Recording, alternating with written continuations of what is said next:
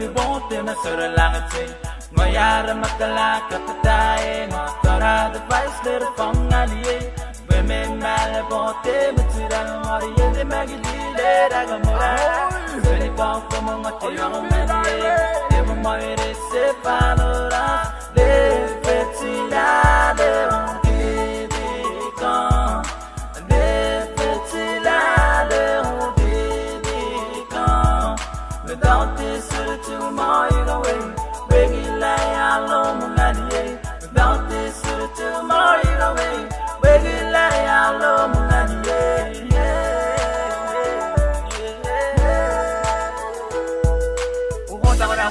Looking down on you, or not around, not okay, can you stay with me? Or what they don't hold when I will lose. For real, we'll check, for real, and make love for real. You drop me from your mind, I drop you from my mind. I'm gonna baby, let's go back to our normal life.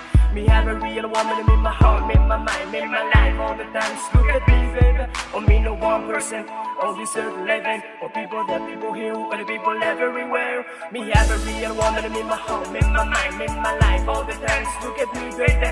Or me, no one person, on this earth living. Or people that people here, or the people everywhere. One time. Remix. Oh, ring with it, rock with it, ring with it, rock with it, ring with it, rock with it. Hey girl, I'm a sapini kubaya, mabut, makamasaki kampi kero, mama. The way to me go mari gusaga, miguta, maara mega gini kawagay, napaan, ngane yuluwe gulani. Ayol, madaba kumasapa ko dito moon, mana.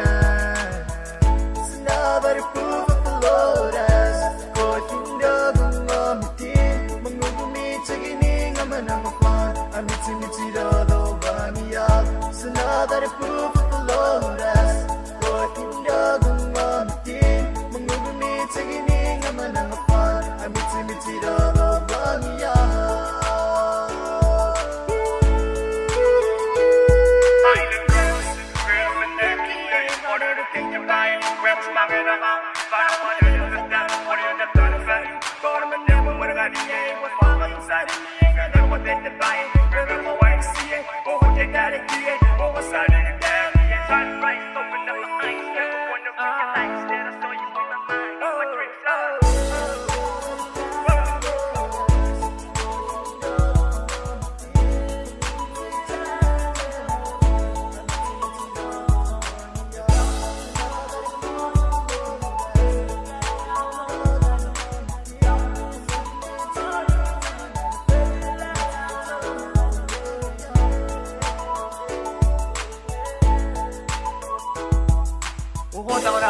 Looking down on you, or not around, not okay, can you stay with me? Or what they don't, or what I will lose. For real, go check, for real, and make love for real. You drop me from your mind, I drop you from my mind. I'm gonna baby, let's go back to our normal life. Me have a real woman in my heart, in my mind, in my life. All the time, look at me, baby. On me, no one person, on this earth living. Or people that people here, and the people everywhere. Me have a real woman in my heart, in my mind, in my life. All the time, look at me, baby.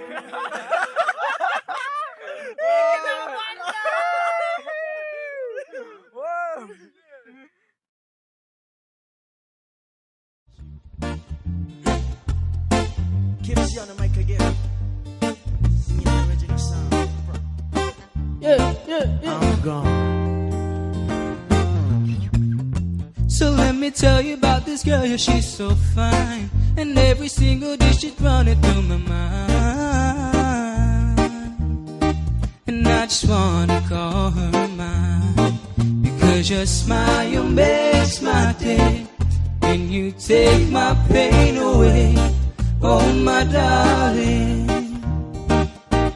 love me babe, 'cause I'm gone, no more trying. I'm gone, I'm waiting for you, 'cause I'm gone, no more lying.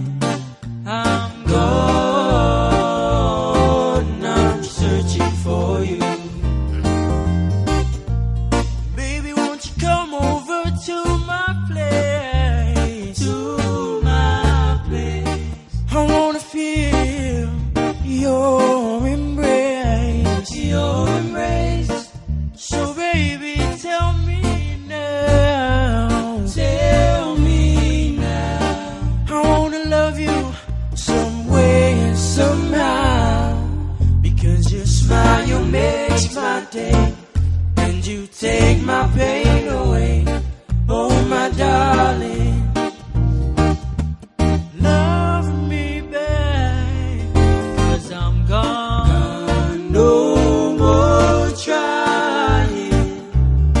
I'm gone. I'm waiting for you.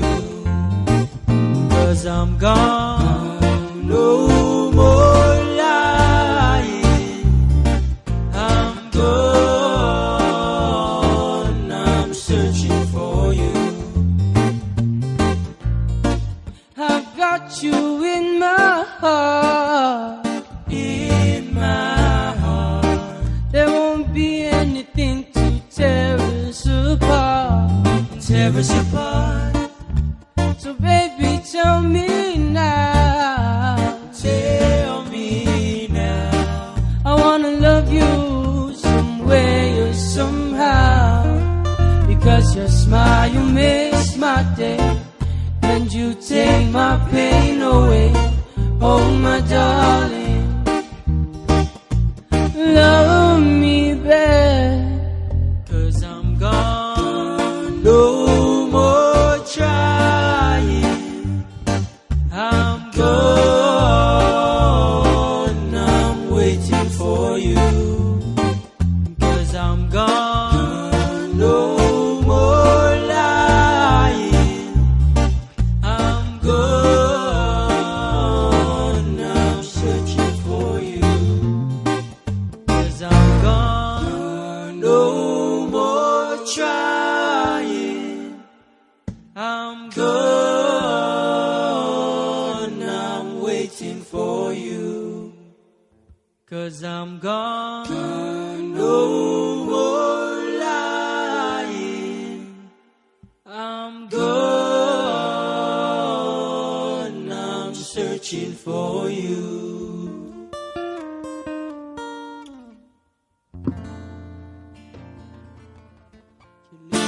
Show chopper. It is so.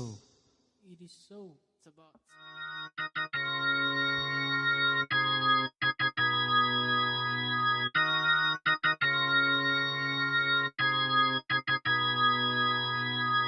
Ten chicken, nine chicken, for the Micronesian islands of the chicken. 10 chicken, 9 chicken, for the Micronesian islands of the chicken. Whoa, oh, all my people say, oh, all my people say.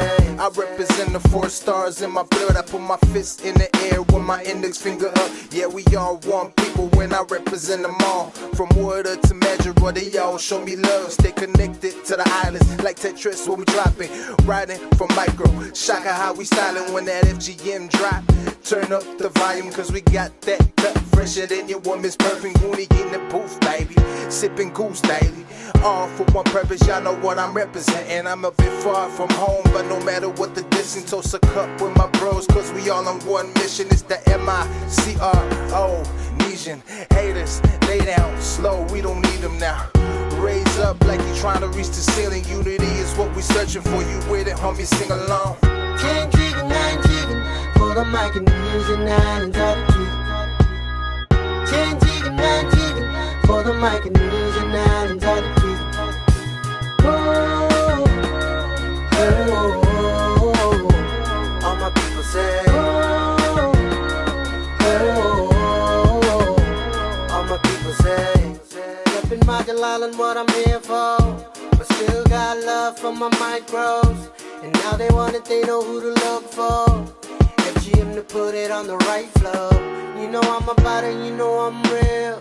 Showing love to my people, that's real. It's the Micro Legion, Micro Legion. Haters, watch out, fall, believe it.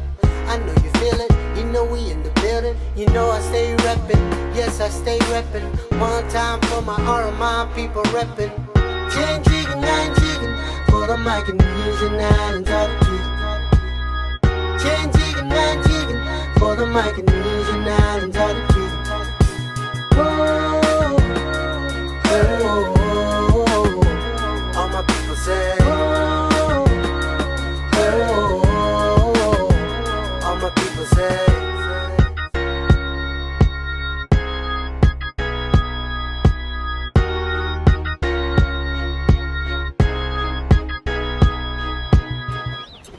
Kasika nikorani wao nikapusie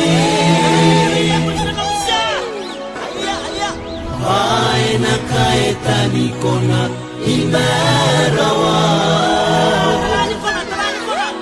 Kasika nikorani wao nikapusie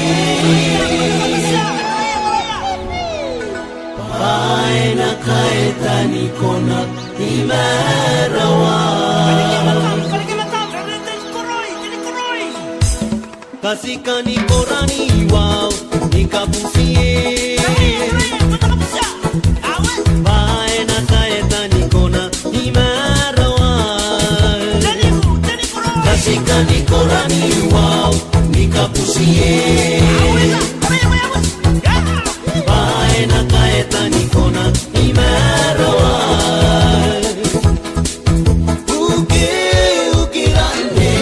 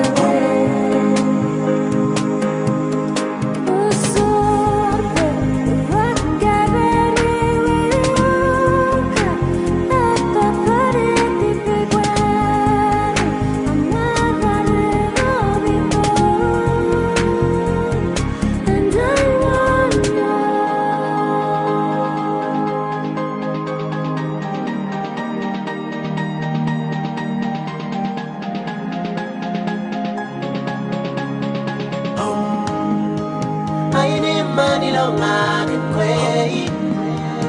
I need money lo magan kwe.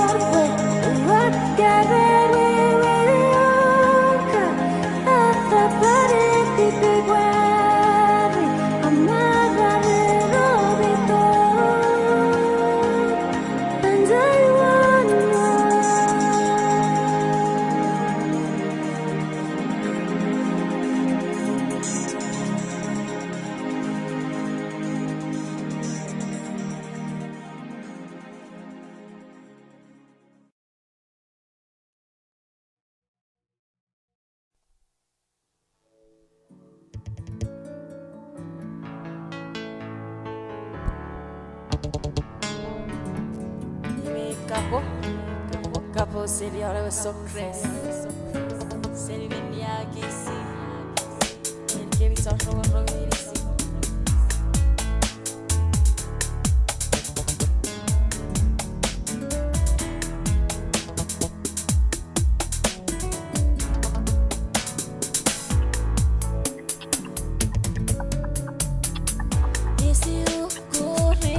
Aloha!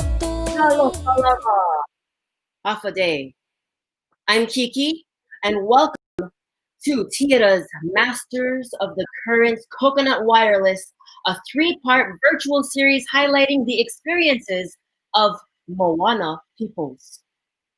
We are a bi-coastal production, so before we begin, I would like to acknowledge the indigenous peoples of the lands we are coming from, which are the Tongva Gabrielino in the LA area, and the Ramaitush Ohlone land in the San Francisco Bay Area. And we're also coming from the land of the Kanaka Maoli in Hawaii. TeAda, if you're wondering, is a nomadic theater of color rooted in the stories of immigrants and refugees. We are committed to healing and honoring the lives of the displaced, exploited, and overlooked. Our artistic process starts and ends with conscious listening, community building, and creative courage. Through theater workshops and performances, TeAda offers acts of service that are transformative and impactful. Now, I would like to introduce my co-host, Jason Lee. Aloha, Renani Mokwe, Lenwo, Kasalelie, Mokotin. I am not Jaceline. I am Leilani Chan and the founding artistic director of TeAda Productions. And unfortunately, Jason Dean is not available to co-host. I am stepping in to co-host with her. We miss her. We wish her and her family well. Her family is in Oregon and had to evacuate because of the fires up in Oregon. She is okay. She is fine. She wants everyone to know that. But we didn't want to stress her out from having to do this event right now, especially since access to internet and wireless connections are really hard right now when you're evacuating. So I stepped in to help out, and Jaceline will be back with us shortly. Sending all our love and aloha to Jaceline. Prayers out to you, Jace, and your family, and everyone who's been affected by the fires here on Turtle Island. So really, really, our heart goes out to you, and we hope that, if you're watching, that this can take your mind off that for a bit. So I'm going to say a little bit about TeAda Productions' play, Masters of the Current. It is a nationally touring play that follows the story of 3 Micronesian youth who have fled their island nations due to environmental and economic pressures, and who must now overcome conflicts of identity to be accepted by their peers in their new home of Hawaii, while still holding on to the history and rich cultural traditions of their ancestral lands. We developed this play over many years of residency work in Honolulu, Hawaii, working primarily with our next speaker, Ina Senta, to connect with the community in Hawaii. And I and my partner in life and art, Ova Southang, we're the lead directors and writers in that, but really the ensemble and the community helped create that work. And without the help of our first, I'm saying guest, but really she's a member of TeAda, she's an ensemble member, so I will say speaker. Our next speaker we would not have been able to do this play. The dates that are running here are the dates where we will plan to tour. Like right now, we're supposed to be taking the live play to Utah, but of course, because of the pandemic, it has been postponed until the spring. We're crossing our fingers and hoping that we still can tour and do live shows at these locations in the spring, which would be in Los Angeles, Utah, and then returning to Hawaii for the National Asian American Theater Conference and Festival. If we cannot present live and in person, we're still going to honor those dates by doing a version of the show and a conversation on virtual. So those dates, please put those dates in your calendar. They'll be up on our website and Facebook. And now, without further ado, I would like to introduce you to, wait, what are we doing, Kiki? What is this conversation? Host comes. Well, today we are honored to have 3 influential community elders who we hold near and dear to our hearts, who continuously fill our baskets with their rich and juicy mango knowledge. Our goal for Island Mama's Tuten Up Hour is to provide a glimpse into the cultural knowledge and traditions of our featured island aunties and concerns on important issues that face our Chuukese, Samoan, and Chamorro communities, otherwise known as Pacific Islanders. We will touch on that a little bit more further into our discussion. So Leilani, why don't you introduce our Mama Ino. We're going to introduce Mama Ino Senta Sound Kiku, who I like to call my sister because she's only 1 year older than me. But there's too much responsibility if I call her auntie or mama, so she's my sister. Ino Senta is a community leader in Hawaii, originally from the beautiful island of Lucanor in Chuuk. With 10 years of law enforcement as her background, she is an active advocate, storyteller, interpreter, teacher, and cultural navigator with a particular passion for women and children. Ino Senta is the intergenerational youth program, runs it. She is the program, and she runs it, called Pacific Voices at Kokua Kalihi Valley, also known as KKV, and she is the vice chair of the Micronesian Health Advisory Coalition.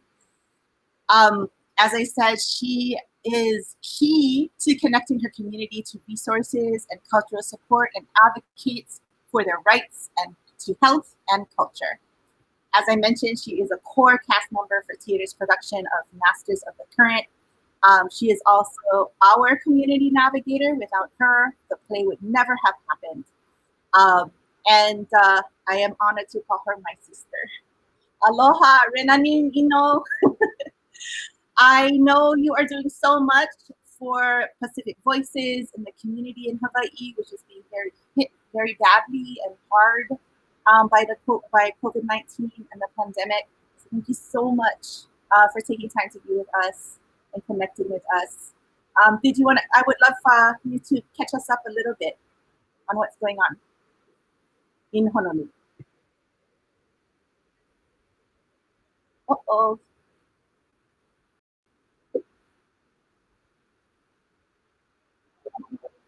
You know, you need to unmute. Sorry about that. Thank you so much for that introduction. I'm so nervous already with all that you said. I don't even realize I'm on mute. But yeah, thank you for just reminding us. Yeah, we are in trying times today. There's a lot of things that is going on with our community. We are indeed hit by this pandemic, but there is still hope. And I hope that the story that we will share today and the conversation that we will share with you today will uplift the spirit of our people and know that we are indeed in a good place. And so, without complicating this even further, I want to focus on the strength of the people. And so I'm going to tell a story of my ancestors and how we can use that to ground us and remind us of the beauty of our differences, of our different cultures, different values, and different strength that can combine to tell a different story of this pandemic. Because we've been through a lot. There's a lot of things that we've been through, and yet we're still around. And there's more to come for the next generation. Unless we take care of this moment, there will be no tomorrow. But the fact that we are here and the fact that we are going to rely on the strength of our ancestor is even more important to bring us forward in this time, in this really difficult time. So the story that I'm going to share with you today is a story of one of my ancestors, Lianapinam. And before I tell the story, I want to give honor to all the women in my community, especially my mom, who gives me this identity. And in our Chuukese culture, if it's not because of our mothers, our lineage and our legacy will be disappear and will be gone. But because we have this in our culture, the story of Lena Pinom will remind us of what is truly our heritage as islanders. As I said, the story takes place on my island, a beautiful and enchanted, magical island in the Micronesian lagoons. It's the farthest island in the Chuuk state. The name itself says it all. Lagoon Or means out of reef. And this story takes place on the beach of Lukunor, where at one point in time, the people were struggling because of the many things that is going on around them. The warriors, some of the warriors went to the neighboring island to get to pray and bring, what they need to survive. But while they were doing that, another island decided that this is the moment they're gonna use to conquer our island because of whatever they think that Lucanor has. Now, on that island of Lucanor, there's this one particular woman or girl, young adult that was so vibrant and so energetic and so in tune with her culture and her tradition. She was just enjoying the day and telling stories to the children, letting them know about what is important for them. And in the midst of her story, one of the kids decided that he's gonna run off and just be a kid and went to the beachside. And when he was on the beachside, he heard chants coming from the ocean. Iya toktom, iya toktom. And all of a sudden, he's listening to the chant and he's thinking, this chant is not similar to my own. And so, as he listened even more, he noticed that as those canoes come near to the island, he realized that it's not one of their own. It's a canoe that's from somewhere else. So he ran and he shouted on top of his lungs, Sailor, sailor! And he's shouting so hard. And that just alert the whole island. And everybody just went into, they all went into this mode and the children and the women are running into hiding and the men are running for their spears and their weapons and heading toward the beach, getting ready to defend their island. Now, while as they were running to the beach, they realized that, the people that were coming to um, fight with them are from the island of Etam. And so they stood their ground, getting ready, and all of a sudden, those warriors from the other canoes, they jump off and they yell, and all of a sudden there was a huge war going on the beach of Lucanor, and everybody's shouting and everybody is fighting furiously, trying to defend their island. The locals were, um, looking like they were getting to lose the battle, and Liana Pinam on the corner watching this whole event decided she was going to do something about it. Because Liana Pinam is different from everybody else. She has her own way of thinking. And so she remembered the stories that her ancestors, her grandmother used to tell her about the importance of who she is as a woman. And in remembering that, she just ran off on her own and right into the battlefield. And she was running without any care of her safety. Her hair was flying in the wind, and she was just a magnificent thing to look at. And everybody around him, all the warriors, froze in their place, and they just watched her, and she ran and dropped herself in front of the chief of Etan. And the chief was so upset. You're looking at her like, what on earth are you doing, woman? And she stood up with so much courage. And she looked at him and said, you know what I am. And what she meant is that you know my purpose and reason for being here. I stand here for a reason. And so, because automatically he knows in our Turkish culture, the presence of a woman is that of peace. And so she demanded that to be acknowledged. And so she turned around to the warriors and she said, "You want this land? Anything you want, I give to you. But stop, no, stop this battle. No more bloodshed. This is not right." And so the chief announced, anything happened to this woman, any hair on her that is being touched will indeed bring devastation to the people.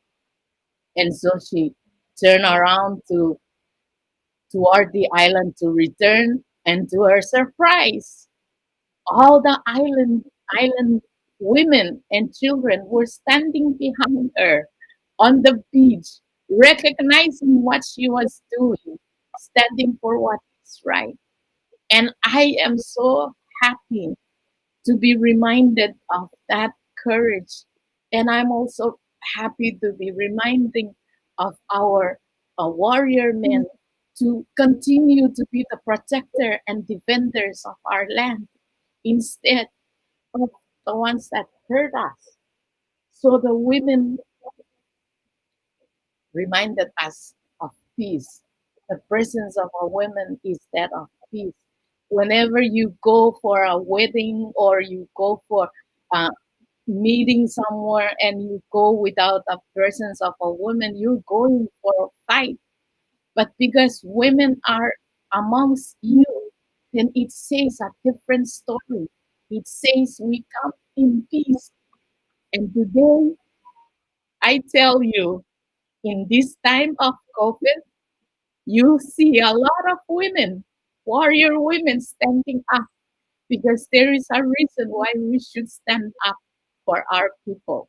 And we should be reminded how special each and every one of us are.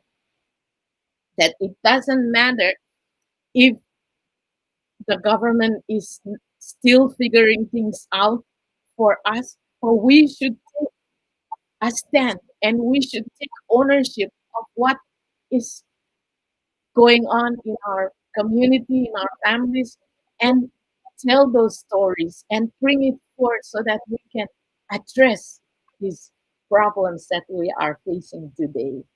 Unfortunately, this pandemic has taken a lot of our families, but at the same time, it has also given us a moment to slow down and to really observe and take inventory of our lives and what is more important for us. To me, family is very important, and taking this moment to just reconnect and rebuild broken relationship is really important to me at this time.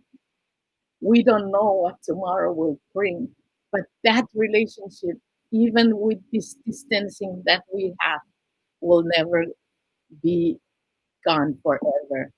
And I'm so happy that we're creating spaces like this to be able to share across the ocean, all the way to Samoa, all the way to Guam, all over the globe. We are reaching out to sisters to talk about what is really important in our heart. And I am thankful that this pandemic as well has given us a chance to slow down and prioritize what is important to us and put things back in place while we are um, addressing this pandemic. So it's really an honor and a pleasure to share my story with you. I really want to hear the story from Samoa and Guam, so I'm going to cut my story short. In fact, this is only the part I want to share.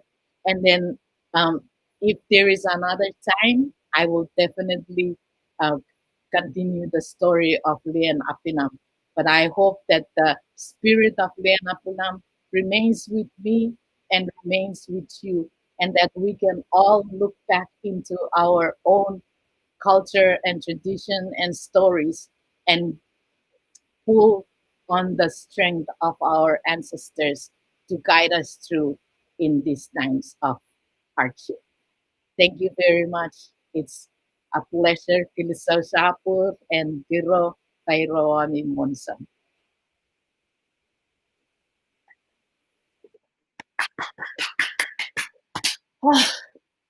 Mahalo nui, Mama Ino. That was so beautiful. My heart is so full. I cried. I had to take off my glasses because my glasses were fogging up. Thank you, thank you, thank you. What a gift. I'm going to shake that off a little bit. Okay. Whew. Now, transitioning. It is with honor that I introduce our next guest, who's my mentor, my advisor, my auntie, my professor, Dr. Fata Simanu Klutz, born in post-World War II American Samoa, but raised in Western Samoa. Auntie Fata has been a supporter of emerging and career artists of Pacific Island descent in Hawaii, New Zealand, Los Angeles, and Samoa since she arrived in Honolulu in the mid 1980s. She's also a poet. She's going to share a poem with us. We've worked on many projects together, including Victor Rogers' My Name is Gary Cooper, where we both played island whores. She's also the reason why I went back to school and pursued my master's degree in the arts. So thank you so much for joining us, Auntie. What do you have for us today? Talo falava.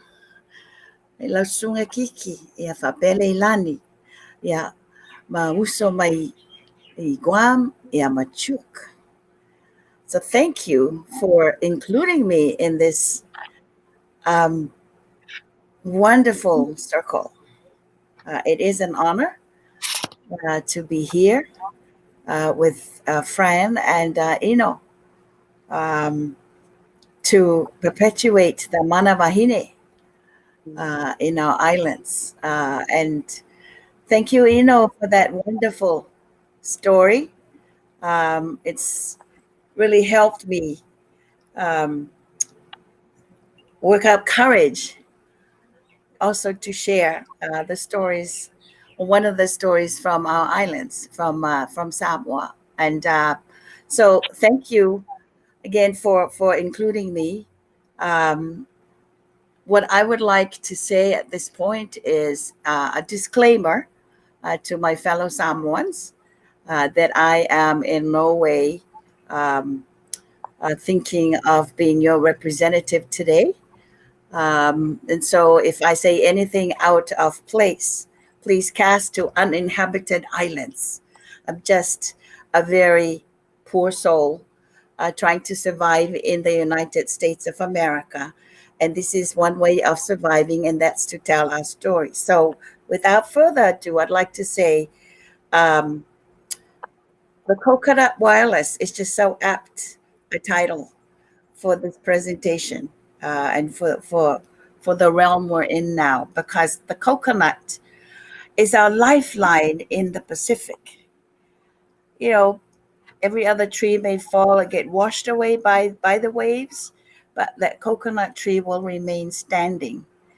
And so the first thing I noticed when I came to Hawaii was that, well, the two things. One, parking was expensive. And then the second one that has been very, very troubling to my heart is that the coconut tree has no coconuts.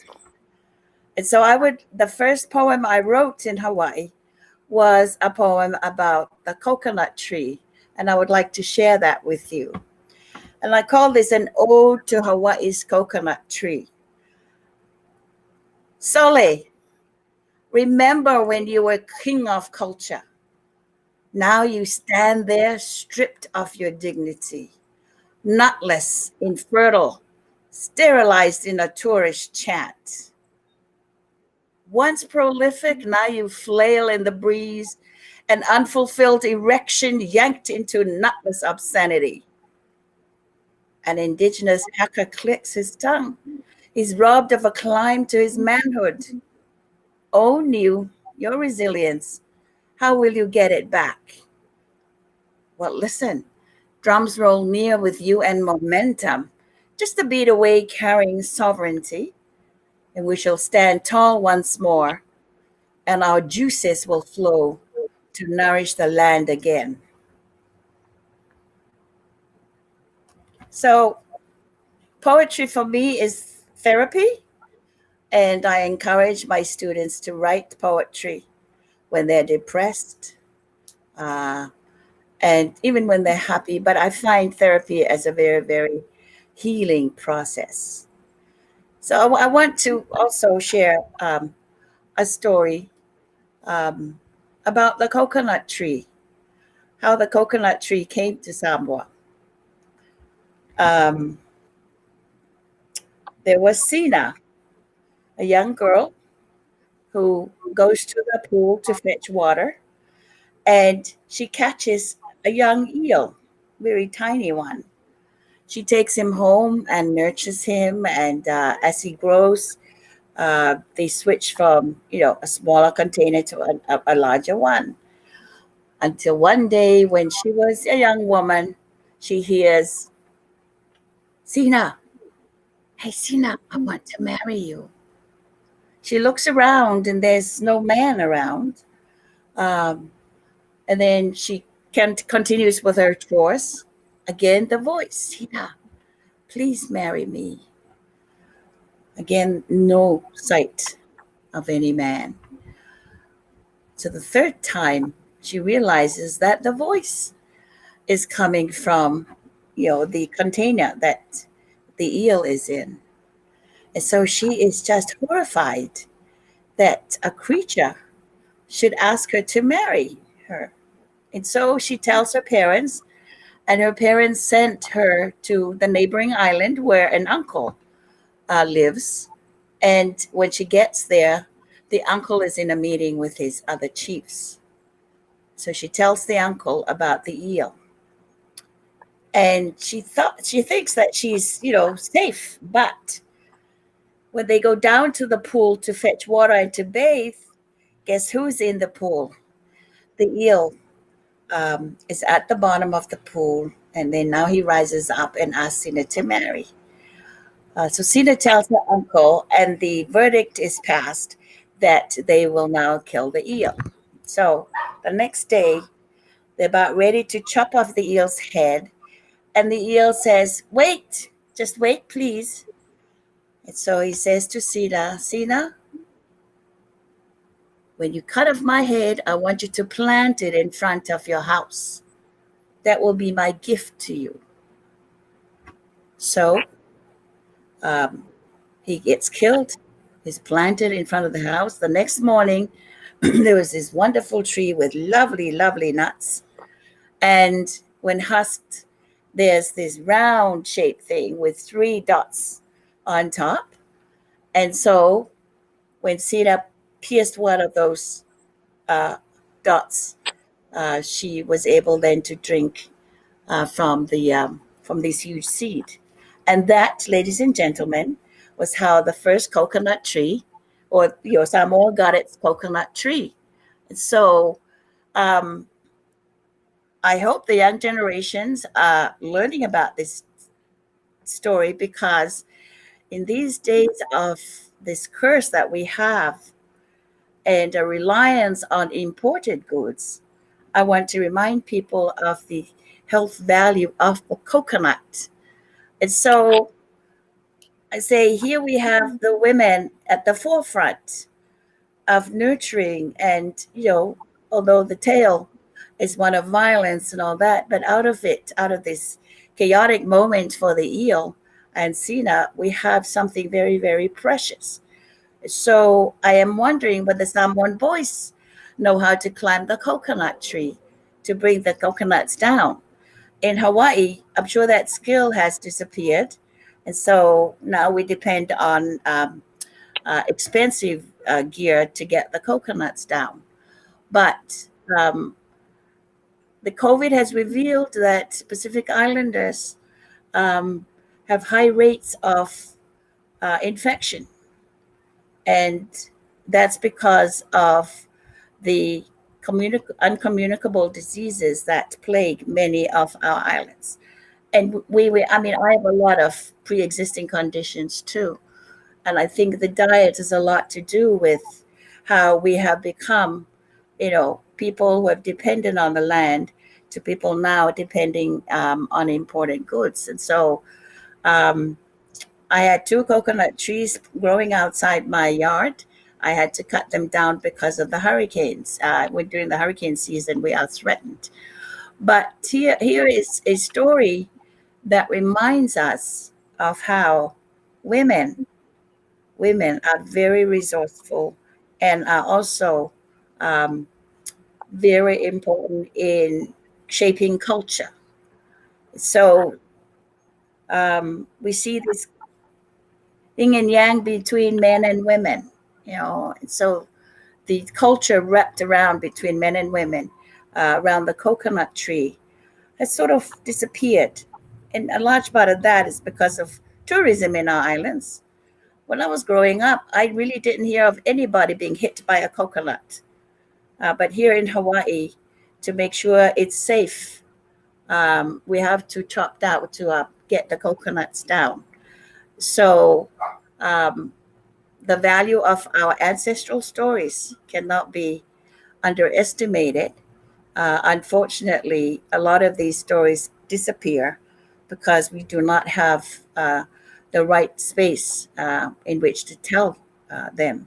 So I want to share that to say that, um, in our cultures, we have the resources already, but often those resources are also not available to us because of mainstream policies and so on and so forth. And across the Pacific, the coconut tree is the food stuff. I mean, it's got medicinal value. Some ones built houses from its trunk. The leaves we use for thatching our roofs. Wouldn't it be nice to go back to that so that we don't have to spend a lot of money on buying the tin roofs that are very dangerous when the wind blows, the hurricanes come, and it's a lot cheaper. So hopefully, we're thinking about reviving some of those skills, especially in the islands. And for those of us living in Hawaii, um, how can we get into that agricultural space where we can continue to nurture these stories and these cultures?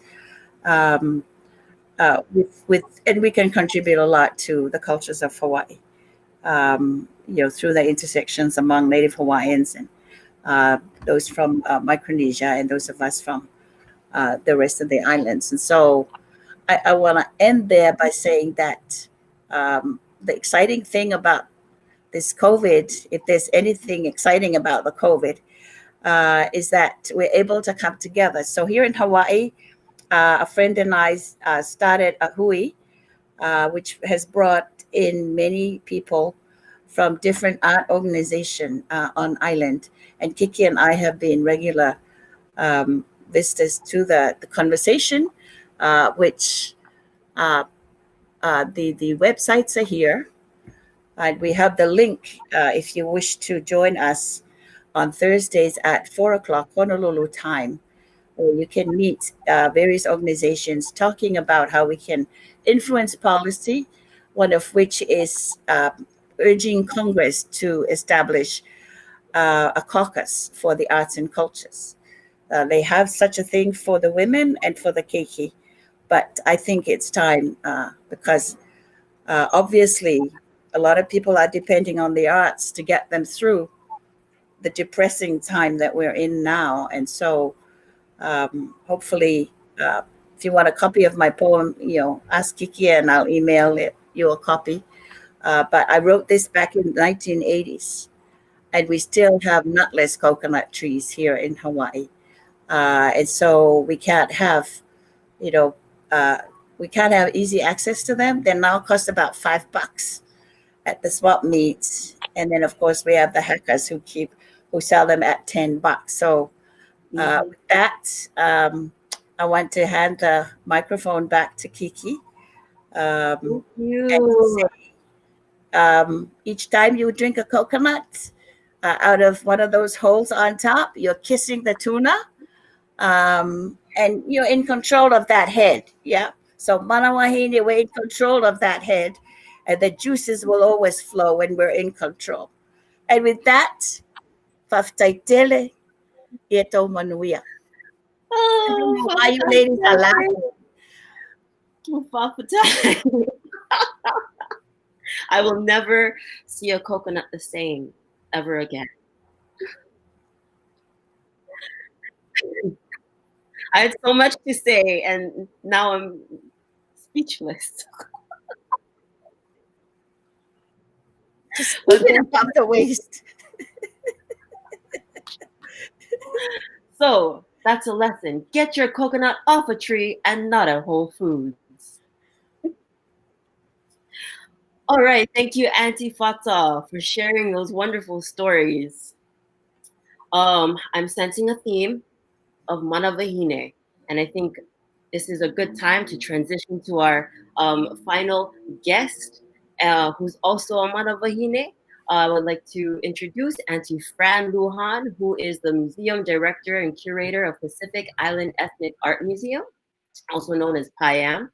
She's the granddaughter, she's Chamorro, and was born and raised in Guahan, or Guam. She is the granddaughter of an indigenous master blacksmith and member of an extended family of artists. I had the pleasure of meeting her only a few weeks ago at PIAM for my Pacifica transmissions, which is like a mini residency at the museum, but it feels like I've known Auntie Fran all my life.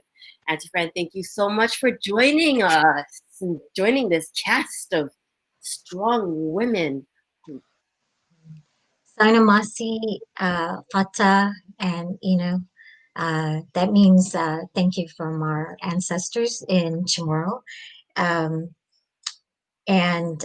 First, I like to acknowledge and honor the Tongva people for the flourishing of their past, present, and future.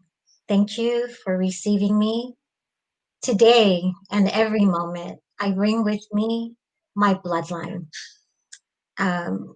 When Kiana had asked me to participate, she asked one question that so many answers in her question was, what customs and traditions, Auntie, that are being lost among your people? I've been having a hard time answering that. First and foremost, like Pata, I'm not on my homeland of Guahan. So whatever my people of the island of Guahan, of Isla Marianas, have decided for their future, I stand in support, in solidarity of all the decisions that they make. That's my also my disclaimer and my legalese attached to that, but it is where my spirit is. But I would like to also talk what I feel is that I need to share about that word of loss. And I like to start with Master Chamorro chanter Leonard Ariati, who said, rather than assume it's loss, we do the work. We do the work in root and in roots, spelled R-O-U-T-E. It is inseparable from our land and our blood. We do the work to be better guests and acknowledge the rightful caretakers of Turtle Island of the United States of America. Do that work because I am here in this land. We remind ourselves that we know what it's like to have uninvited people to our ancestral homelands. Can you imagine if they knew how to be better guests, what our worlds would be like today? We do the work to fight for access to our ancestral burial grounds, especially on the island of Guanghan, where there are firing ranges trying to be built on that, and we cannot go into that sacred ground and just honor our ancestors and hold their bones in our hands. We do the work, and we are doing the work. The women, as Eno says, are the warriors, and they are doing the work, especially out here in California, to complete the census, to get counted, to vote, and to disaggregate our data. We do that work. We do the work to care for our family and to share our resources, especially on COVID-19. We are doing that work. And we do the work, and this is my work, to illuminate our cultural practitioners and artists' presence and practice in them, in them, in you. You carry our ancestors. They are our sustenance. They are our shelter. They are our healing and our journey. And I like to close because Kiki's not going to believe I can do this in less than 12 minutes. And I like to close so we can have a broader discussion and share something in language. Uno hit Zanitano, Itasi, Iguafi, Zani Ari. We are one with the land, the ocean, the fire, and the air. Tanamasi. Oh, mahalo nui, Auntie Fran. Thank you so much. Oh gosh, and your language is so beautiful. I know I don't often hear um, your original language, and so it's so nice to hear it whenever it's spoken. So thank you so much. And at this time now, we would like to have everyone come together for a short conversation. What inspired today was myself being part of Pasita, which Auntie Fata was talking about, Pacific Islanders and the arts, while I was in college, and watching our Pacific Island community of elders and youth celebrate each other. And part of that celebration comes from informal discussion. And so I would like to just open up the floor for us to all kuka kuka. And, you know, you've heard each other talk.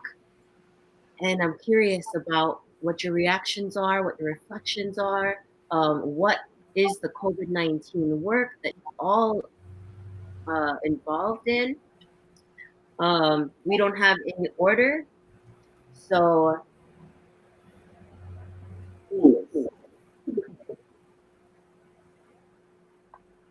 or Leilani will call on you.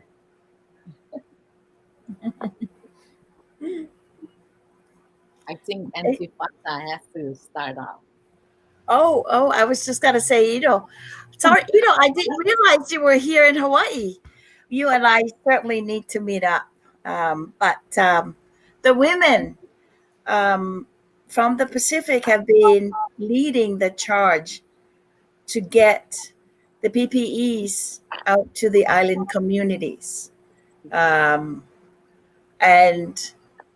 it's been wonderful how souls like Tina from our community and others from other island groups have just worked up the courage and challenged the establishment for lying. They actually, accused the government of lying about the federal resources allocated to the state to take care of the virus. And so now many of our church communities have been engaged in distributing the PPEs, and also having to deal with getting the government to provide space for our communities.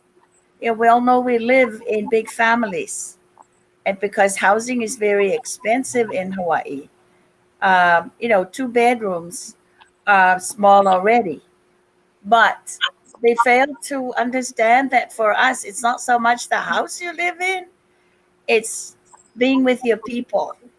And as long as you have space to lie your head, to lay your head, you're home. And so there's a need for the service providers to understand where we're coming from and therefore help us. And we can certainly learn the value of social distancing. We don't live in outdoor communities where we can just roam around and, social distancing. Okay, I'm going to go to the end of the village and watch the sunset till the sunrise. And so changing attitudes has been, um, at the forefront also of islanders, with women leading. And, I know in your community, you and other Chinese women are really at the forefront. And so for a long time, they did not want islanders to help. They did not think that our communities had people who were also educated and could speak English and could go out and help our own people. And so there's a lot we can do to shift how the thinking operates here in a place like Hawaii, where everybody is part of a minority, but it's our island minorities that often get left out. And so I think they're now seeing that there are islanders who have been educated, and who can come out and exercise their rights as Americans. So it's very, very encouraging. And you know, um, from our Samoan community, people are very appreciative of getting the PPEs, something as basic as give us the masks and the lotions so we can start to understand what this thing is. Um, and statistical truths can often perpetuate negative stereotypes, but I tend to go on counts. Okay, so we might have had a high rate of infection from our island communities, but you know, islanders are not dying by the numbers. I mean, there may be just a handful of islanders that have died from the virus, and I know because you have the family support. That family is not going to leave you alone as the hospital does. We've had like three Samoan women who have died alone in the hospitals without anyone expecting that they would have that outcome. But they died alone, and that's unacceptable to our island communities. So sometimes, well, it's really up to us to push it. So, let me know where you are. We'll get together. I'm in Kalihi, the beautiful immigrant section of the island. Yeah, And yeah. uh, you know, they say that we are the hot spot, and I'm like saying, yeah, we're hot, we're hot. Try to twist all the negative things to positive, and you're right, Auntie Fata.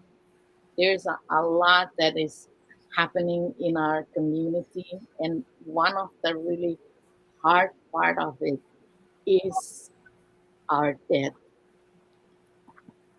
I count so many relatives that has passed away, and I am not there to pay my respect, and that's even harder for me because I'm not able to do our community ways of sharing and respecting each other, because during someone passing is also a time for us to, you know, mend broken relationship. And when we don't come together to um, help each other cope with the loss of a loved one, it's harder to do it from a distance. And mind you, it's expensive enough to live in Hawaii. We have families that are facing rental issue, bills, as well as funeral bills. It's more expensive to bury our loved one here than if we send them home.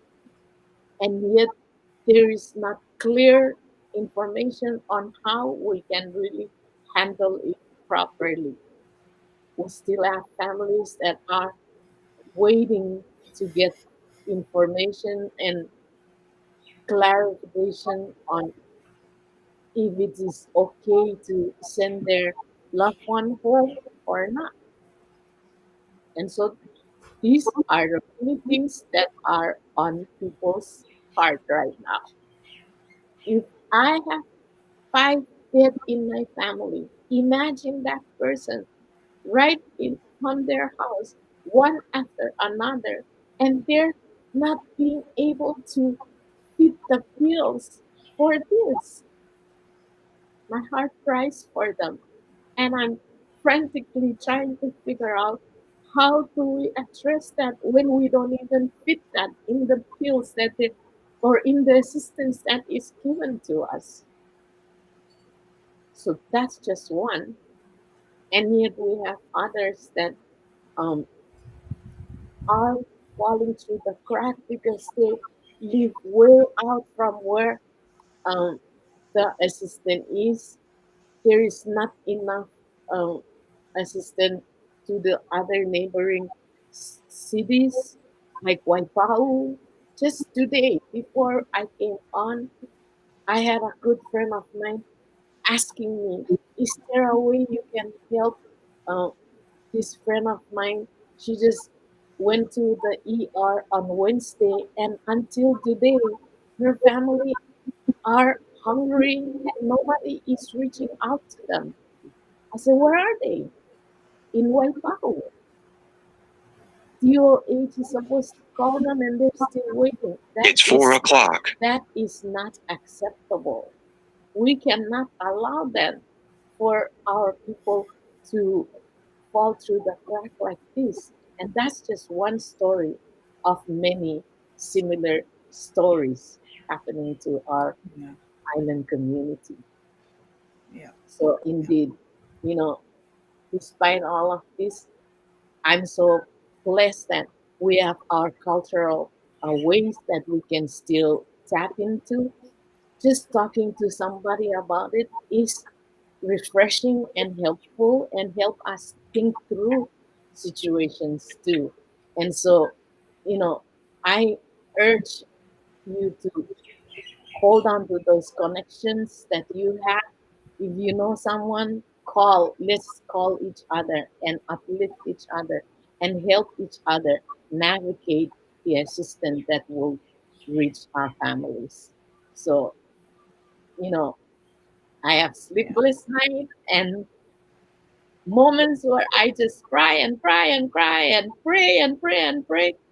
But at the in the end, I still see a bright tomorrow.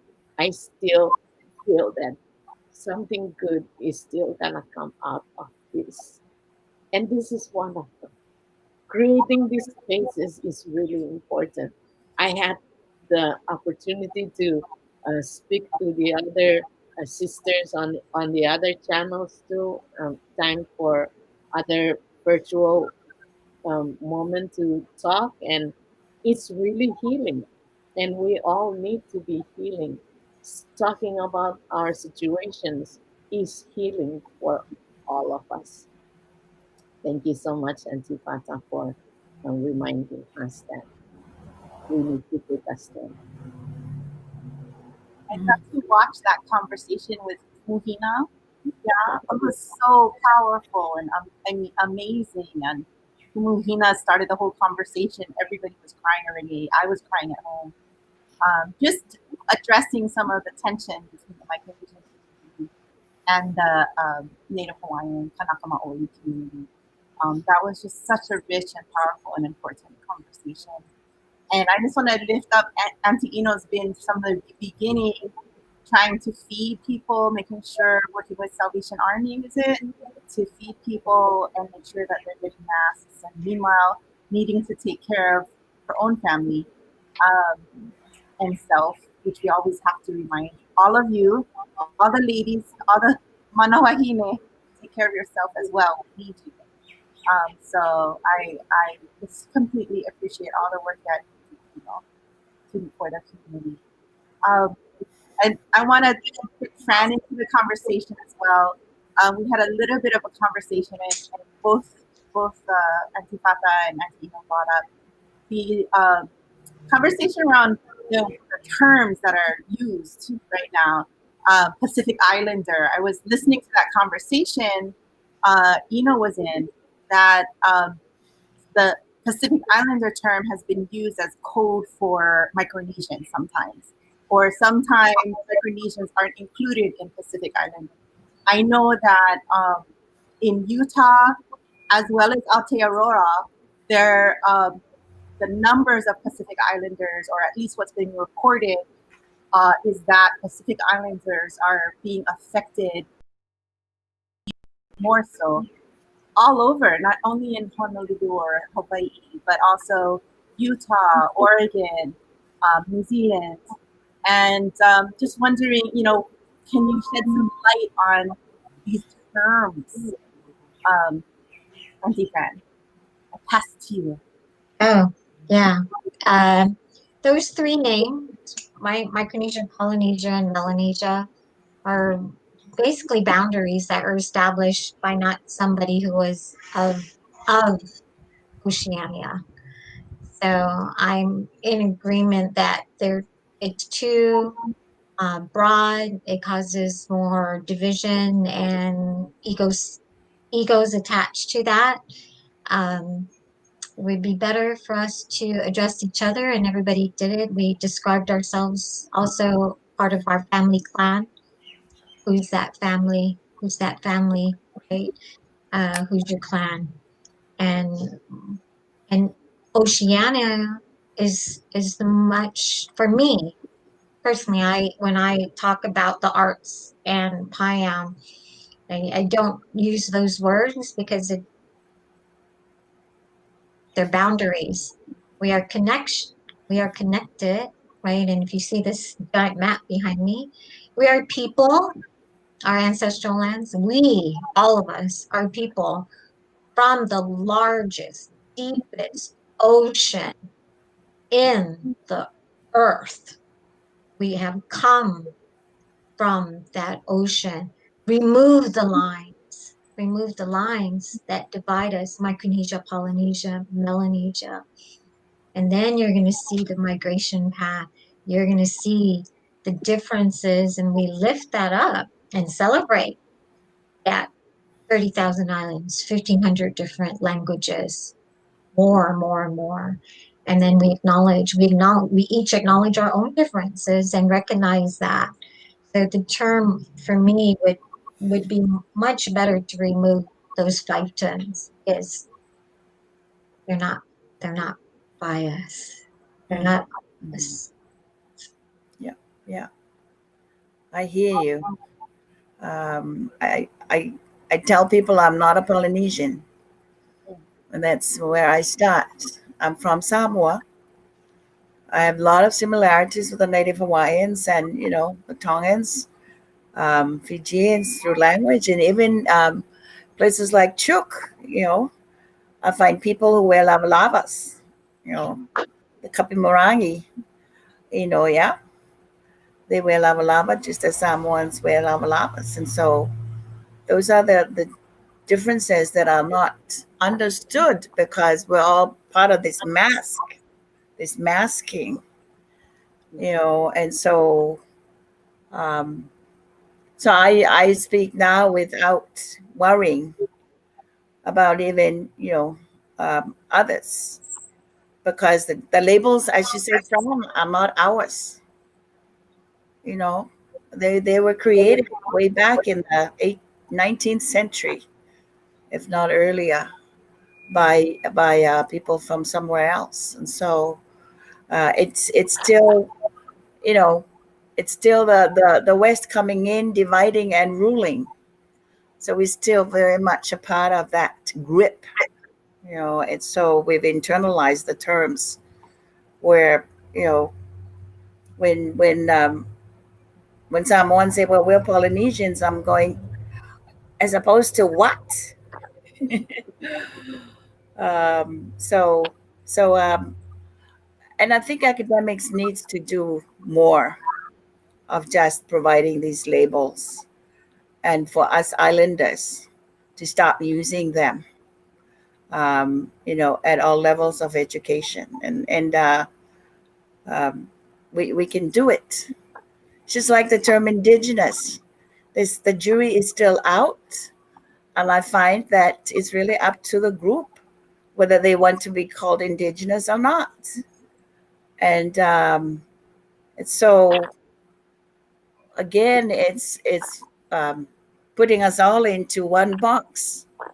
But you know, the Pacific is not one size fits all, because you know, there are places like Samoa and Tonga and Fiji, for example, who don't feel um, that somebody is imposing, uh, you know, having their boot on their necks, and so that leaves, you know, people like me from these places out of the conversation, because we don't really feel that immediacy in terms of, you know, America still imposing power on the American Pacific.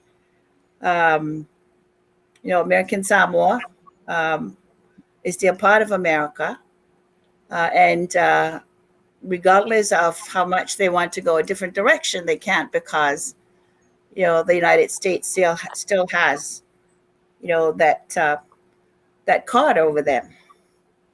So what do we do? Um, so my conversation has moved now to, well, let's look at our identity in America. You know, as a Samoan American, I can be both. I can be both, and we can certainly use the master's tool, if you will, to get what we want. And again, there's so much ignorance about the American role in shaping the Pacific, and how, you know, why is there's such a thing as COFA? You know, maybe we should have a plane load of Congress people go through Micronesia. Oh, well, there I am using that. I go through the islands in the Northern Pacific, and the largest real estate is the airport.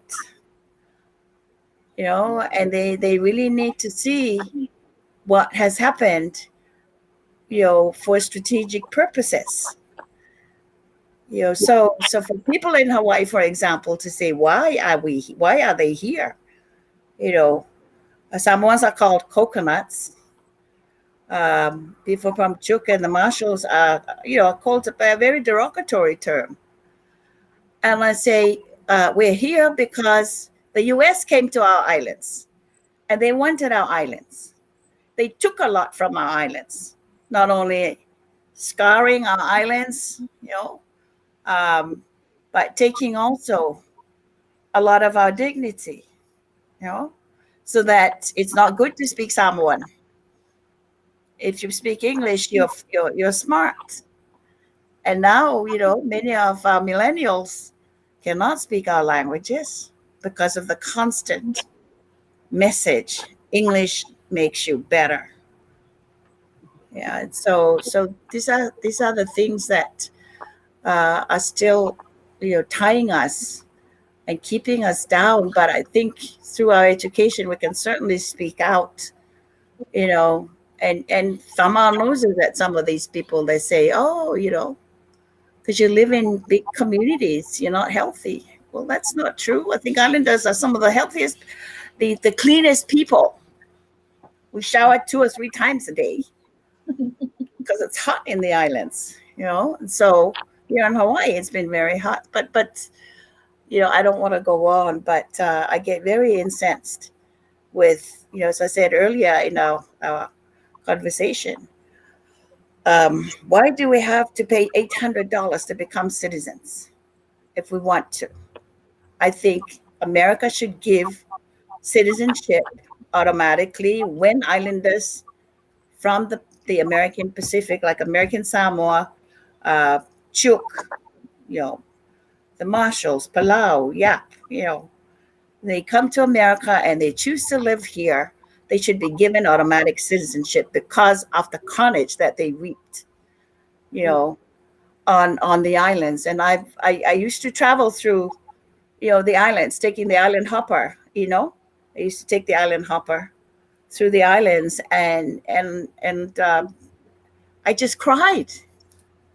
You know, Marshall Islands has the biggest atoll that's been turned into a military base, so they could test the Star Wars program started by Reagan. Yeah. So here we are. I think really America, for example, needs to understand us, and we're the ones. Yeah. Yeah. And Yes. Fran, we hold those heads by the boot or by the and squeeze them out. I hear you. I hear you.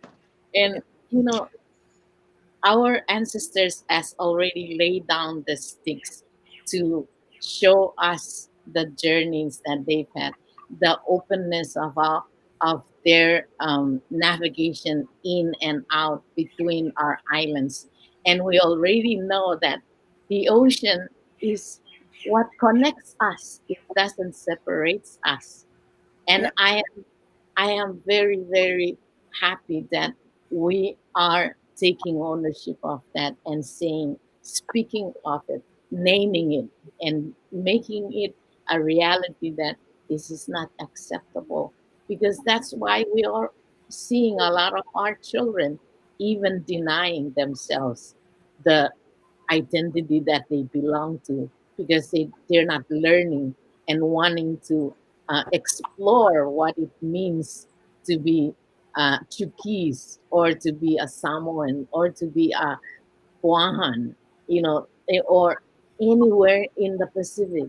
They don't know these legends and stories that makes us who we are and gives us strength. I remember my grandfather before he sent me off to college, and he said, I give you an empty basket. And I'm looking around, where's that basket? But he's virtually giving me a basket that I should fill it everywhere I go of knowledge, and everything that I come across, I will fill that basket. And he said, and I also give you the coconut oil that you can pour it all over you so that no matter what comes towards you, let it just fall on you and slip through and not change who you are. And the person that you become is not just you alone, but everybody that was before you. Mm. And in 2009, I believe, I was invited to the White House. And mind you, I went there and I took off my shoes.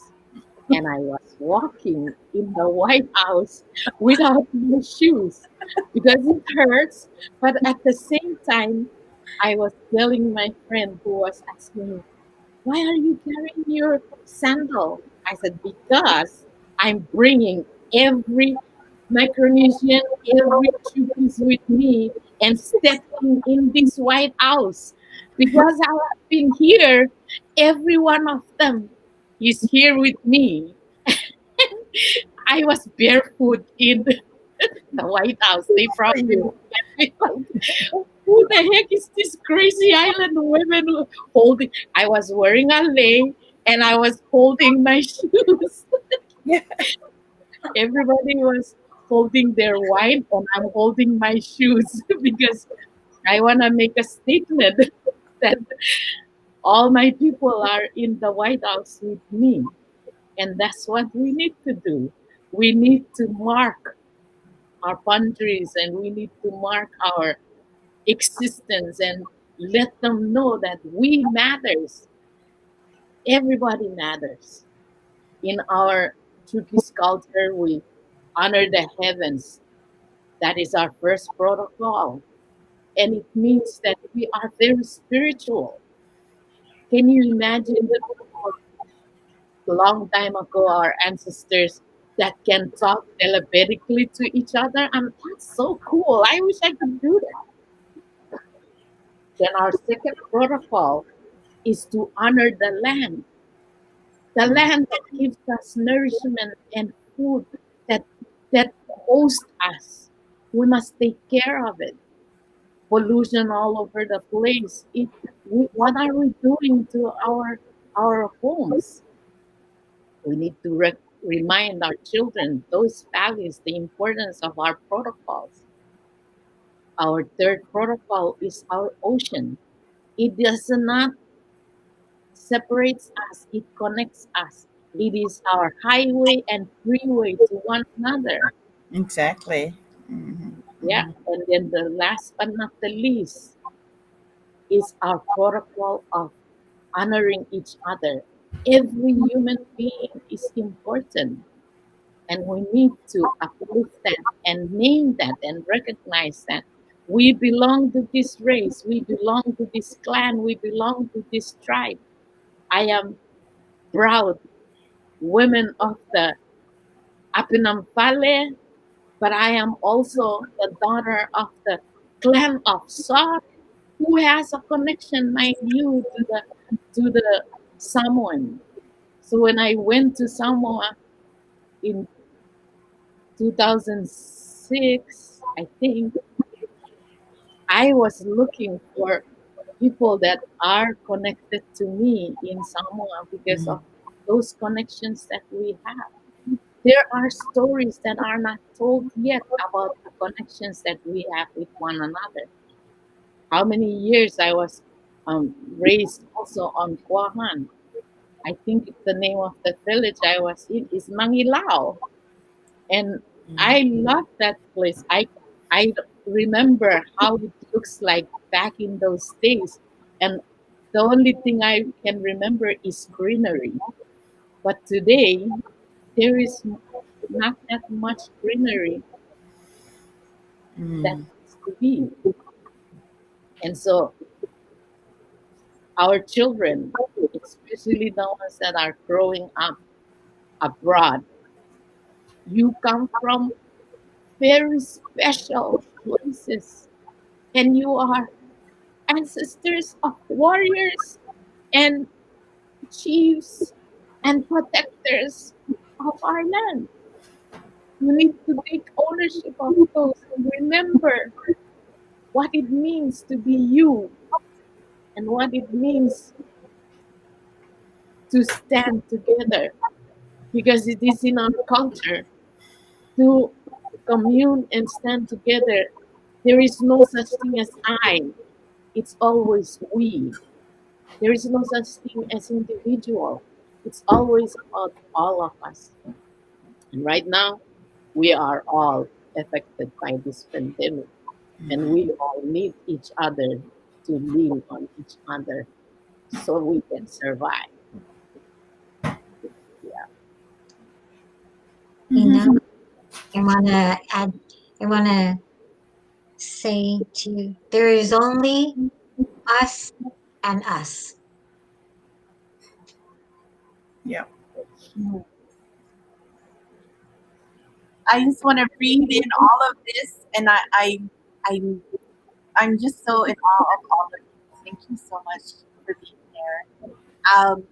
We have a quick offering of excerpts from our show, Master the Current, that we want to make sure to have. So I want to put a little button in this. I hate to I want to keep the conversation going as if we were in the backyard around a fire, just talking so that we can go on and on. So this is to be continued. We're going to do a quick moment to share with you our quick video of the play, But then we're going to come back together because I know that some of you have not seen the play. Some of you are in the play. So we'll do a quick video, and we'll come back to finish our conversation and come to an end. So before we do that, let's do the video. Play the video, Max. With all this beauty and pride, why would we leave our homes? Why would we leave our beautiful islands? We are masters of the currents, ocean navigators. It is in our blood to travel the globe. Yet, we all yearn to return home. These days, many of us cannot. Some of our islands are disappearing. Some of our islands have been destroyed by U.S. nuclear bomb testing. The COFA agreement promised us to rebuild, to educate, and to help us with our medical services. Broken promises. So we must leave. Micronesia to Hawaii are thousands of miles away. You can fly from Guam or Saipan, or you can island hop from Puerto to Pohnpei to the Marshall Islands and then all the way to Honolulu, Hawaii. Now, in the old days, we would sail everywhere because the ocean is our highway. We would travel on our canoes from island to island, just like this. Everybody ready? Paddles up. Amua! Nade! Amua! Nade! Amua! Nade! Amua! Nade! Sail!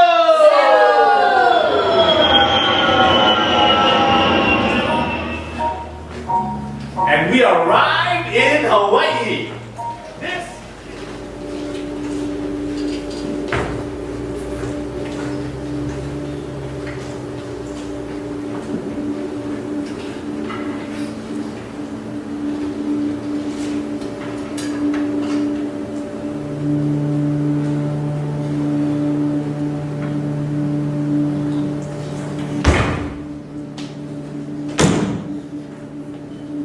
Hey, bro, what you?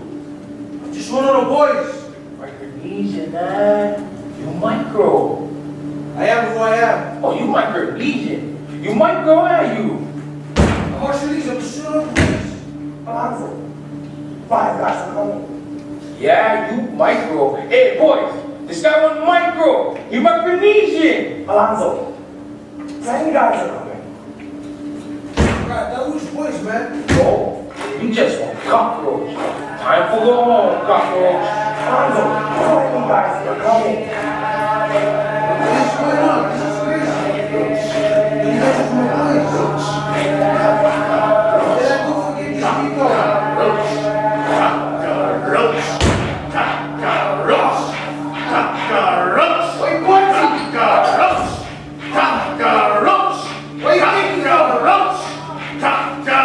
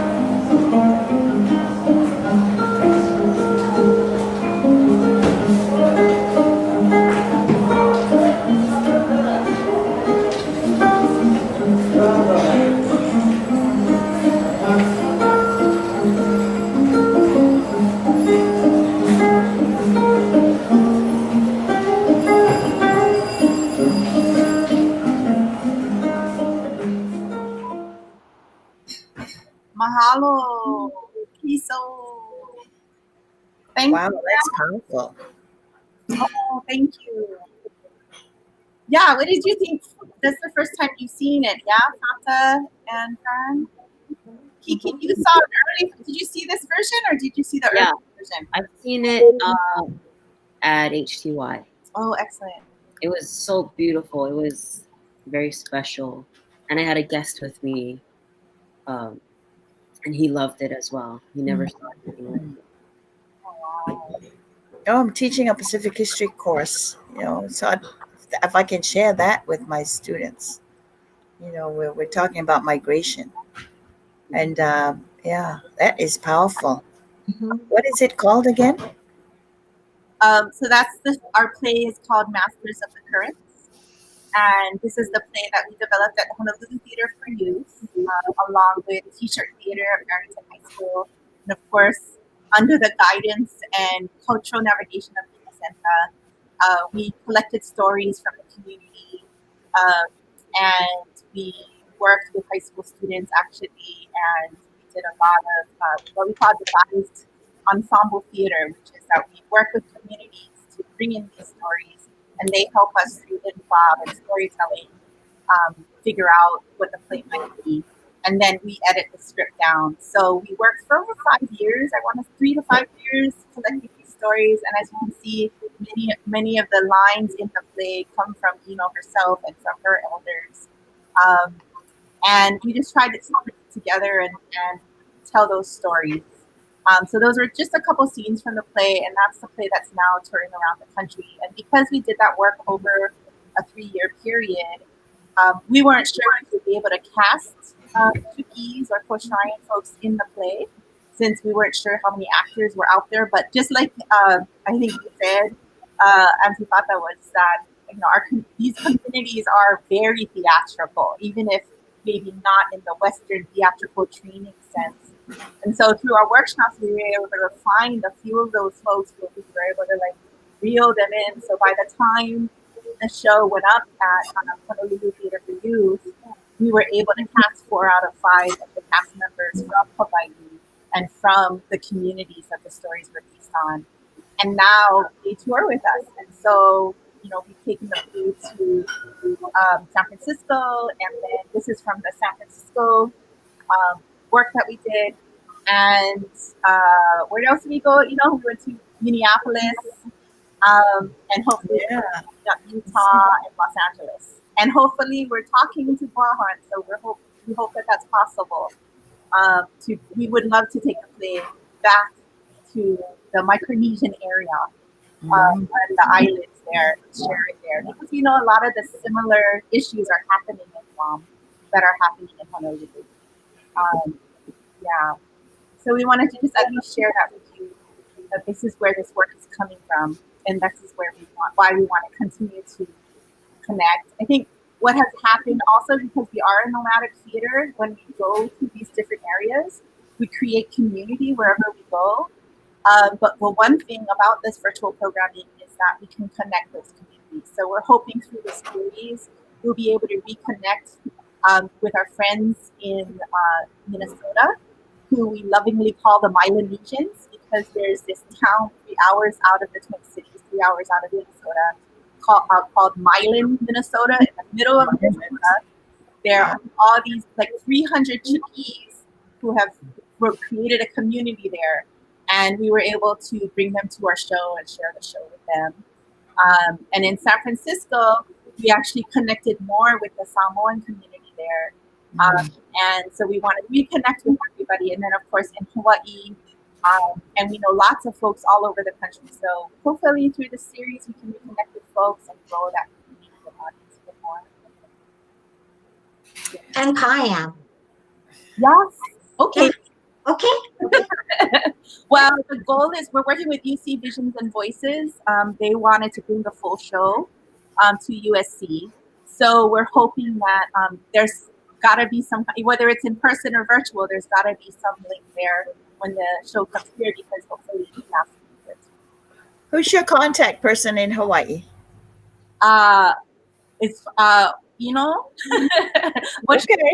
Okay. And then also, I'm also the co-chair for the National Asian American Theater Conference and Festival. So Kumu Heidi Opua Baker is my co-chair Okay. Yeah. at the University of Hawaii. And of course, HTY was our home in developing this work. And then, of course, T-Shirt Theater also is our home as well, based at Farrington High School with George Kahn. And they helped develop this work. Okay. All right. So hopefully by the time you get here next year, Pasita will be up and running full force, and we'd like to be involved. In fact, there's a seed applications are out.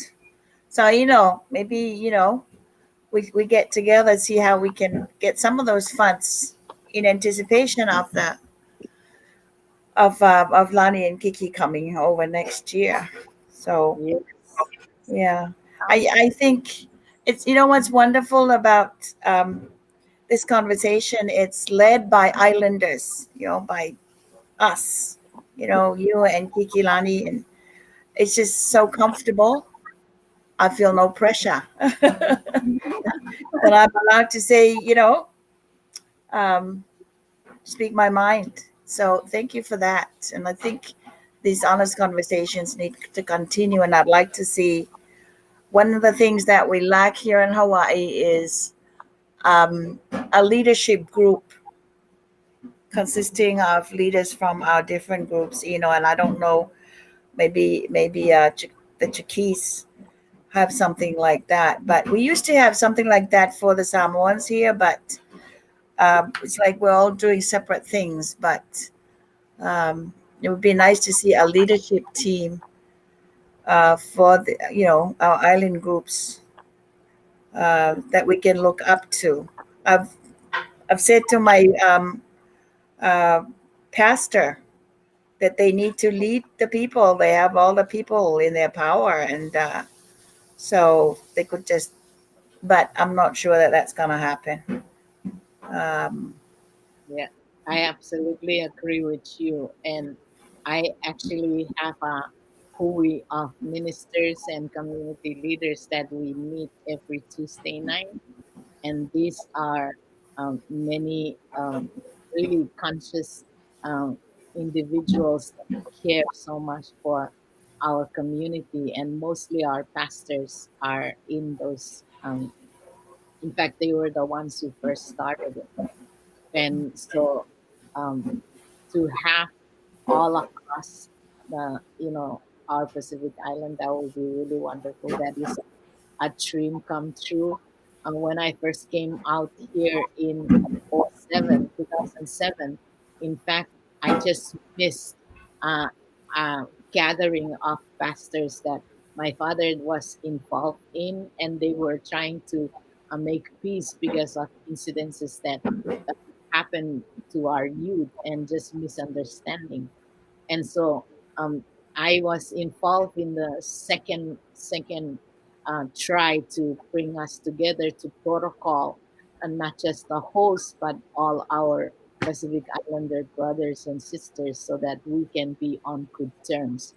And I am proud to say that we were given permission on that during that time. I think it was 2011, to really work together and really find a way for us to come together. So, uh, just for you saying that, we're putting out in the world, and we're hoping that it will really come true, because then maybe it was difficult because we couldn't come together at one place, but now we have this virtual means that yeah, we can yeah, all come together from all across the places. yeah. And so I'm hopeful and Right. excited. Yeah.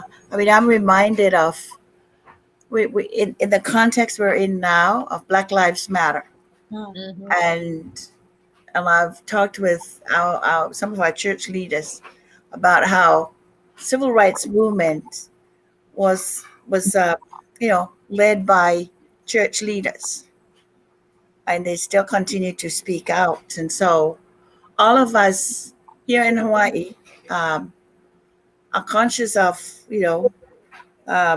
things that have happened. But I think we need to be conscious of that movement as well, and how we have all benefited as colored people from the civil rights movement. And I told my mom, whom we buried a month from yesterday, that um, if Trump won the elections again, that I was going to take her home. But I don't know. But she's gone now, so I would like to see our island communities recognize that, and therefore gain more voice to speak with or against the establishment who continues to devalue, those of us, from the islands. And I'm not, maybe getting old has its benefits. I don't have to worry too much about who gets upset. I mean, at least we in the islands, we still have our islands to go back to. Yes. Yeah. We know we have our ancestral homes to go back to. But we have chosen to live in America, and therefore, as taxpayers, and many of us as citizens, we really need to exercise those rights. And that,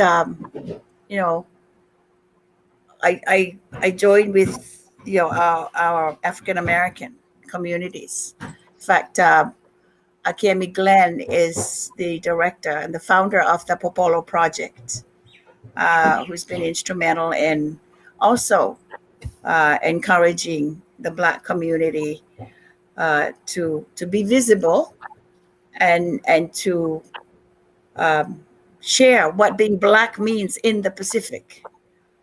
And there's a lot of inter-island prejudices too.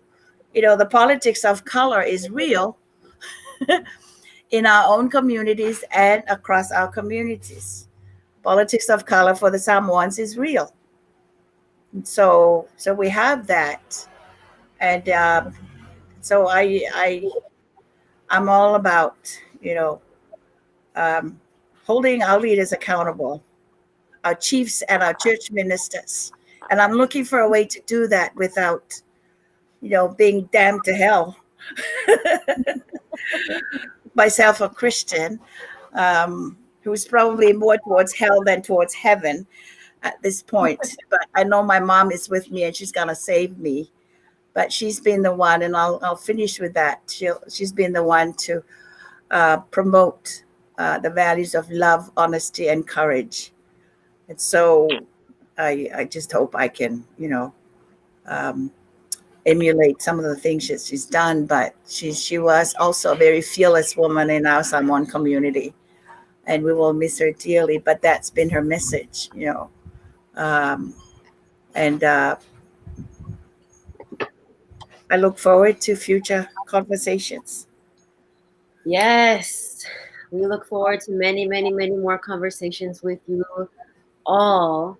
And we're so honored, and our baskets are overflowing right now with all of these goodies. And I just want to quote my mentor, Dr. Fata, who always says, stories are going to save the world. And I think this is what we've put together tonight is really going to, like, this is where the work is.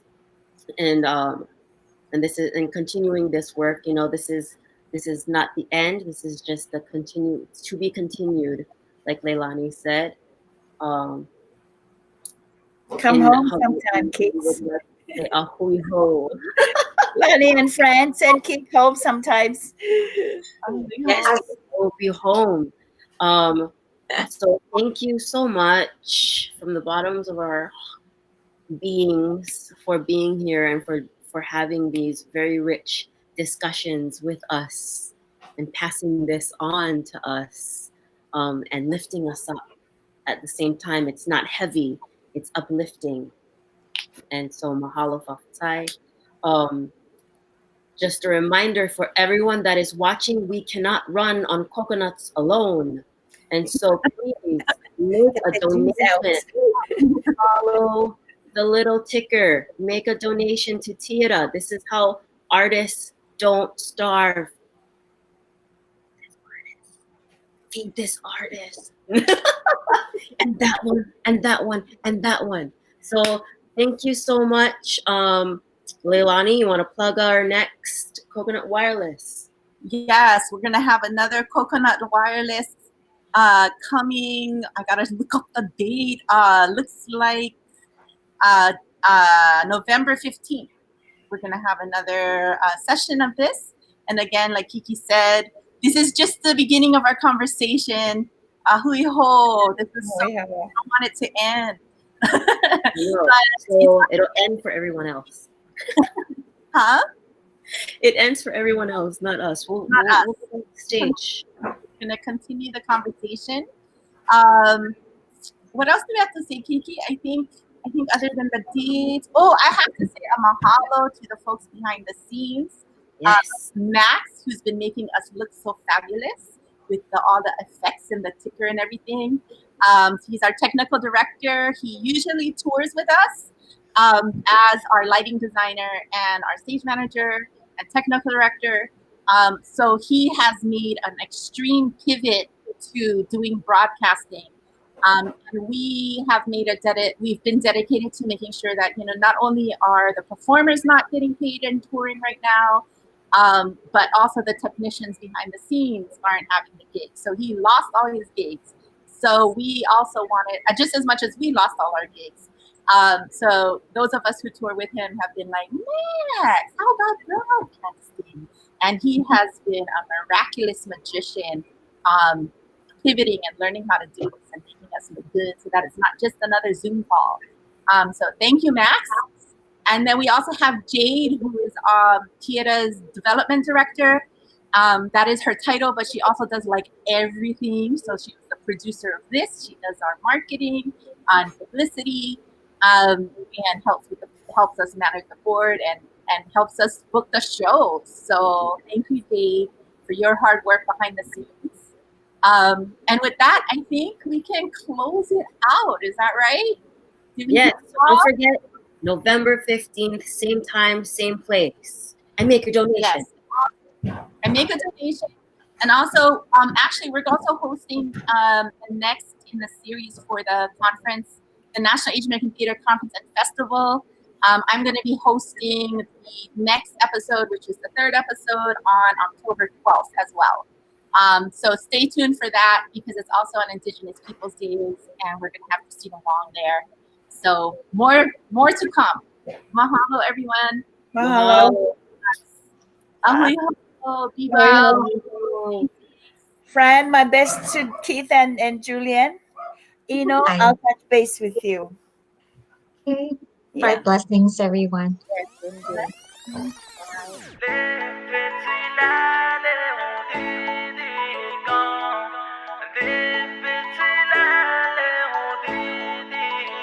Let's go. Feeling my little women, like the boat in a sort of language. My yard, Macalaca, Patai, Tara, the vice little fong alley. Women, Malabote, Matura, Maria, the Maggie, Agamora. Very far from a young man, never mind, it's a panora. Live it,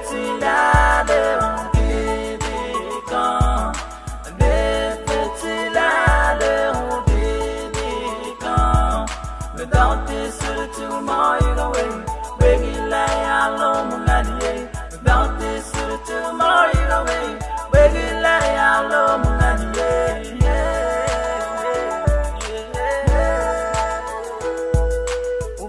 we're hung looking down on you, or not around, not okay, can you stay with me? Or what they don't, or when I will for real, we'll check, for real, and make love for real. You drop me from your mind, I drop you from my mind. I'm gonna baby, let's go back to our normal life. Me have a real woman in my heart, in my mind, in my life all the time. Just look at me, baby. Oh, me no one person on this earth living. Or people that people here, or the people everywhere. Me have a real woman in my heart, in my mind, in my life all the time. Just look at me, baby. Oh, me no one person on this earth living. Or people that people here, or the people everywhere. One time. Remix. Oh, link with it, rock with it, link with it, rock with it, link with it, rock with it.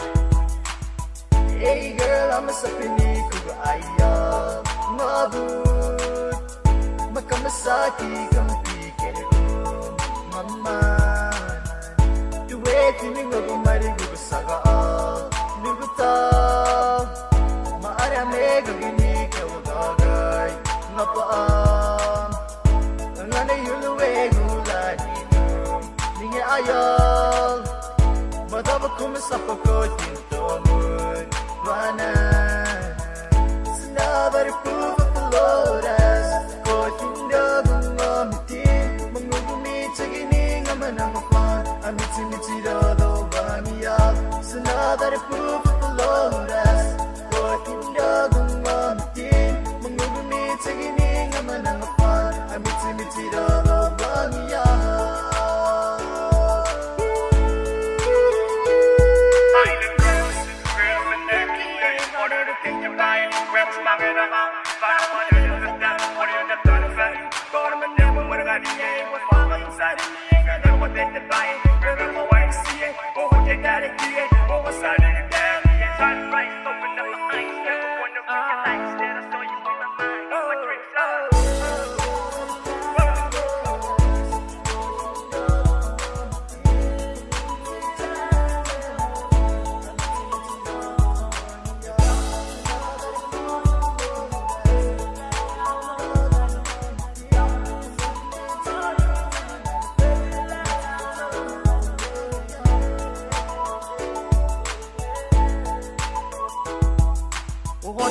Looking down on you, or not alright, not okay, can you stay with me? What did I what I will look for you, go check for me, and make love for me, yet we drop me from the line, I drop you from my mind. I'm gonna baby, let's go back to our normal life.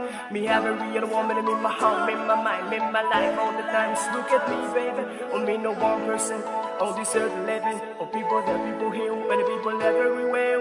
Me have a real woman in my heart, in my mind, in my life all the time. Just look at me, baby.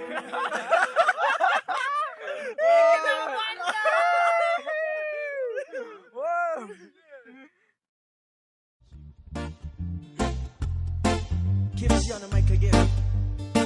Singing the original song. Yeah. I'm gone. So let me tell you about this girl, yeah, she's so fine. And every single day she's running through my mind. And I just wanna call her mine. Because your smile makes my day. And you take my pain away. Oh my darling, love me back, 'cause I'm gone, no more trying. I'm gone, I'm waiting for you, 'cause I'm gone.